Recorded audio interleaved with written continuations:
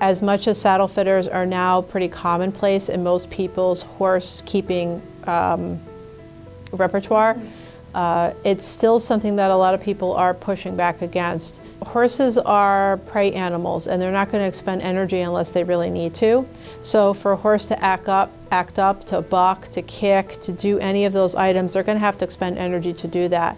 If they're going to do that, they're obviously trying to tell you something, anything. They're displeased in some way. Saddle fitting could be one of the issues. Not the issue, but it could be one of the issues. There have been very, very, very few horses that I've worked with where that is truly the way they are. Like they're just a grouchy horse. One horse in particular I can think of, he was just very grouchy. End of discussion.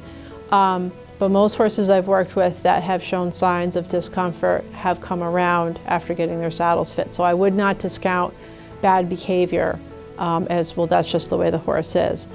Training issues, lack of progress, behavioral issues, even medical issues to the point where horses are stumbling or they're getting atrophied in their back. Those things would go along with behavioral and training issues. Another thing I can think of is it's too expensive.